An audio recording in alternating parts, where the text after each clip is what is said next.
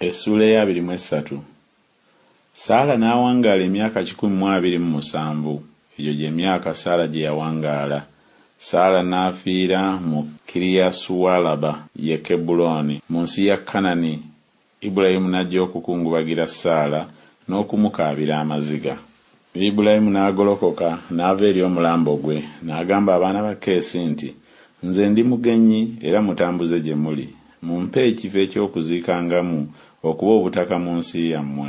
Nziika omulambo gwange obutagulabangako.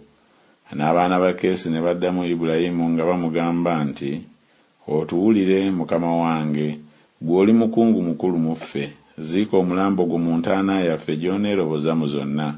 Tewali mu ffe agenda okukumma entaana ye obutaziika mulambo gwo. Ibulayimu n'agolokoka n'avuunamira abantu ab'omu nsi be baana ba Keesi.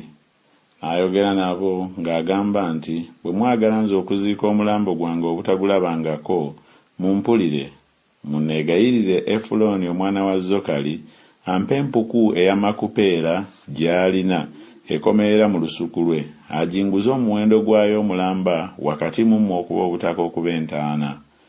Efulooni yali atudde wakati mu baana ba Keesi.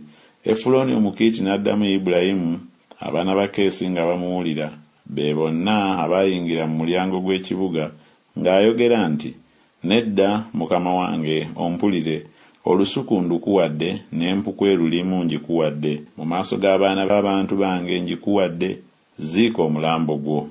Ibulayimu n'avuunama mu maaso g'abantu ab'omu nsi n'agamba Efulooni, abantu ab'omu nsi nga bamuwulira, ng'ayogera nti, naye bw'onooyagala nkwegayirira ompulire, n'asasula omuwendo gw'olusuku, gukkirize nkuwe, nange n'aziika omwo omulambo gwange. Efulooni n'addamu Ibulayimu ng'amugamba nti, mukama wange, ompulire, akasuku omuwendo gwako esekeri eza ffeeza 4 kintu ki eri nze naawe, kale ziika omulambo gwo. Ibulayimu n'awulira Efulooni.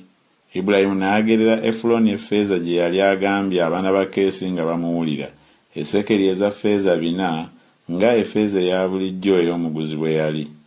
Awo olusuku lwa Efulooni olwali mu Makupeera etunuulira Mamule, olusuku n'empuku eyalimu n'emiti gyonna egyali mu lusuku egyali mu nsalo yaalwo yonna okwetooloola, byanywezebwa eri Ibulayimu okuba obutaka bwe mu maaso g'abaana ba Keesi, mu maaso ga bonna abayingira mu mulyango gw'ekibuga kye.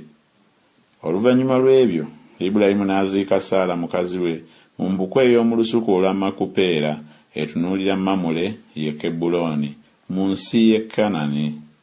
N'olusuku n'empuku erulimu ne binywezebwa abaana ba Keesi eri Ibulayimu okuba obutaka bwe okuba ekifo eky'okuziikangamu.